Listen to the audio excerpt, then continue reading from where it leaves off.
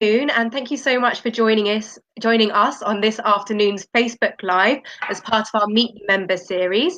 And this time we're meeting Siri Zanelli, who is an architect at Collective Works, and she's also a member in our Muswell and Finchley group. So obviously we want to know more about her, so you can find out more about how she gets started in her business and any tips if you're looking to take your business to the next level or you're looking to start your own business.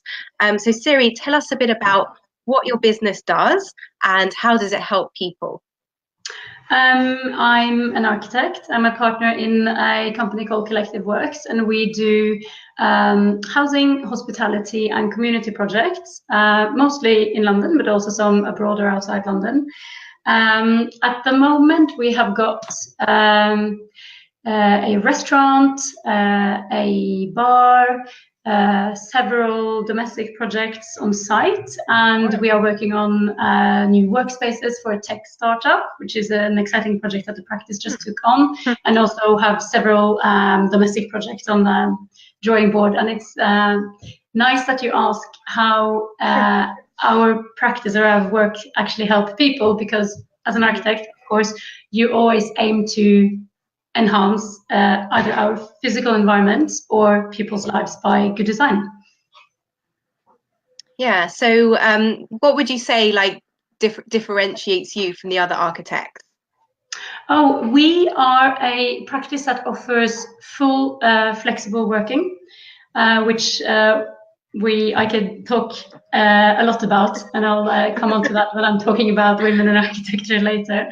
Okay. We have a network of freelancers that work with us, some on a regular basis, some on a more ad hoc basis, so that we can create a tailor-made team for every client. So we really enjoy collaborating with other professions, such as graphic designers, interior designers, and also try to really link up with people that have the skills that our clients need in order to make the best possible projects.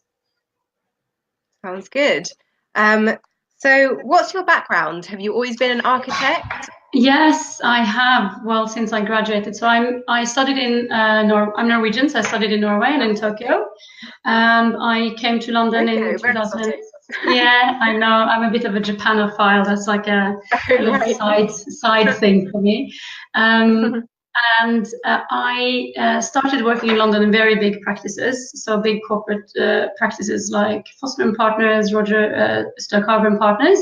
And then I started on my own, then as self-employed, around, so that would be now 8 years ago, when I had children, because I found that I needed a bit more flexibility in order to juggle.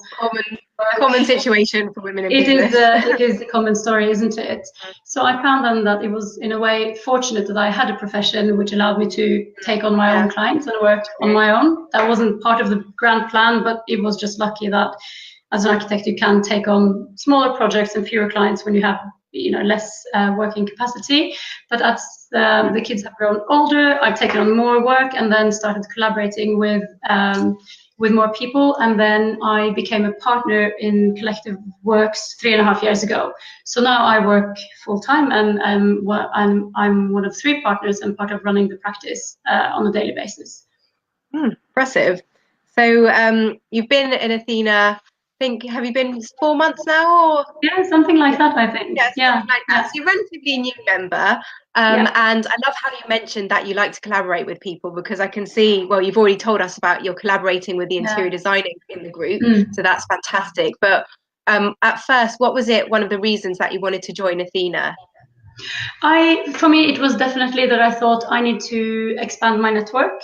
We find a lot in our business development, and when we try to assess getting leads, winning jobs, and that whole process, is that especially because our services are quite large. So of course, to design a house for someone or design an extension, it's something a client does once, and it's probably a costly exercise. So there is a lot of trust involved, and the more a few people to Google Architect London and just go for 2 recommendations online and then choose on that basis. So people look for trusted recommendations, of course, because what we do requires that we really take good care of our clients and they need to feel safe that we do. So I thought, okay, well, I just need to meet more people, expand my network. And it seemed like a good opportunity to do networking in a friendly way, but also it's like quite clearly networking. You're allowed to go in and say, okay, what do you do? How can we collaborate? Can we make some introductions? So it's quite open, that it's networking where everyone's looking for business opportunities or looking out to help each other, which I quite like. Very good. And so what would you say the benefits have been so far since joining? Yeah, I think it is just that more connections from other professions. I guess everyone, like architects, I hang out with a lot of architects. That doesn't lead to any jobs.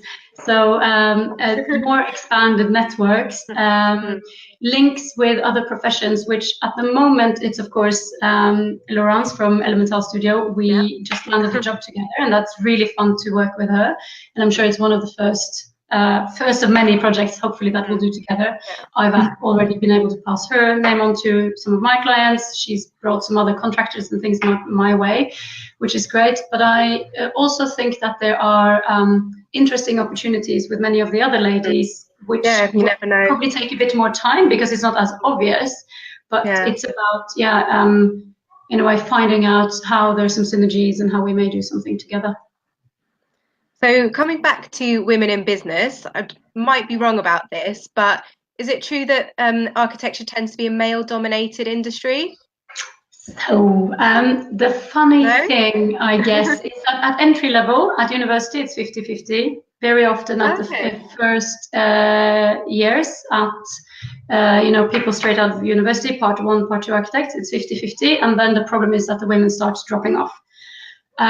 There is, I think, the Zine, I don't know if you know the web portals, or like designy people know, they did a survey around the 8th of March this year, and it's only 3 of the world's 100 largest practice that have women at management level, which is shocking when you consider that at university it's 50-50.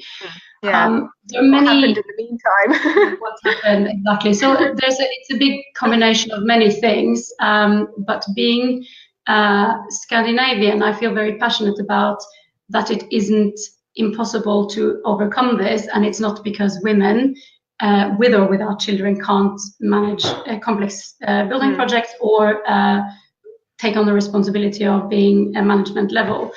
For example, I have got 2 of my university friends from Norway were headhunted while on paternity leave and put into management positions, and I just, because I am passionate about this, I just went to a RIB, like the Royal Institute of British Architects, had a talk where they invited one of the directors of White Architects, which is a Swedish company, one of the biggest in Scandinavia, turnover of 90 million euros, and they are 50% male-female, all the way to the top to management level.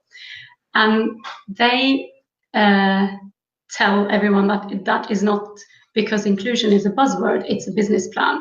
Because in order to reach a diverse client base, they need to be diverse. You can't just be an old man in a dark suit if your clients look differently. So I really do think that our generation business leaders need to offer the flexibility that is often lacking, so that mothers can't have to stop working. In London, of course, the shocking cost of childcare is a big problem and makes it impossible for many, depending on their economy, to pay for full-time childcare. That's something we can't solve as businesses or as individuals. That's on policy level. But when our businesses start growing and we employ people, we can offer the flexibility that is often lacking. Yeah, absolutely. So what would you say your biggest challenge has been since you started your business?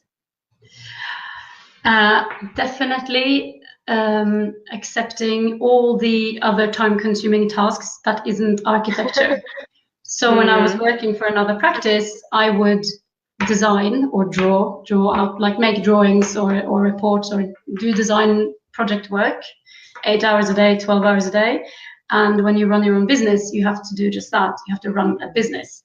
And as an architect, no one ever taught you how to do that. So for me, it's been, we're all in the same boat. that has been a steep learning curve. I would say we're still learning on that one. But yeah, accepting how much work that takes, that it costs money to do it, and that it takes a lot of time. That spending time away from your computer is also valuable working time. It's something I still find difficult, but now I put the Athena meetings in my timesheets as business development, so I don't have to feel bad about having a nice lunch. And that's why we're doing this online instead of face to face. I just couldn't take the time out today to come and see you. I would have liked to, but so I completely get that. And so for anyone that's watching or watching on replay, do you have any top tips for women in business that are either want to start their own business or want to take it to the next level? I think in the beginning, you have to be very disciplined, and you have to accept that you will have some time where you probably don't make very much money unless you're very lucky or have some amazing business plan. But yeah, it's tough in the beginning, definitely. A lot of people make it look easy on social media and maybe more successful financially than it actually is. So just be prepared for that. I think one of the things for me was to accept the cost of renting a desk or somewhere to be in a shared workspace if you're not good at working from home. Then of course, getting an office is an extra cost, which is maybe hard to justify in the beginning, but it might be worth it for your concentration or discipline. Productivity. And also for the network, for just like going out, meeting people. That's true. And then I think I did take some notes before we spoke. Focus on your strengths and what you're good at, and then try to collaborate with the people that are good at you're not good at. If you don't find someone, maybe consider someone to do. Or outsourcing. Definitely agree with that one. So I think we pretty much covered everything. Thank you so much for your time today. It's been really nice getting to know more about you and your business and find out a bit more about your architecture practice as well. So if people want to find out more about you, whether they want to use your services or just connect with you online, where is the best place that they can find you? Or we'll just give them all the places that they might want to find you. They can look at our business's homepage, collectiveworks.net. And we are on Instagram under @CollectiveWorks, and I also have an Instagram account @Zanelli. The business has a Twitter account. I'm not using that much, and you'll kind of need someone else behind the scenes. But I'm very much on the Instagram pages. So yes, I've noticed that one. I've been following your Instagram stories and loving them. So thanks for keeping me entertained. I'm learning from Diane. So that pretty much wraps up our interview. Again, thank you for your time. If you are watching this and you are women in business and you want to do some networking, as well as the Muswell and Finchley group, I also run a group in Hampstead, and I'm going to be launching a group in St John's Wood as well. And that's 2 weeks away from a new group going to be launched. So if you are interested in finding out more about any of those groups, please do get in touch with me, and I'd love to find out more about you and your business and how networking can work for you.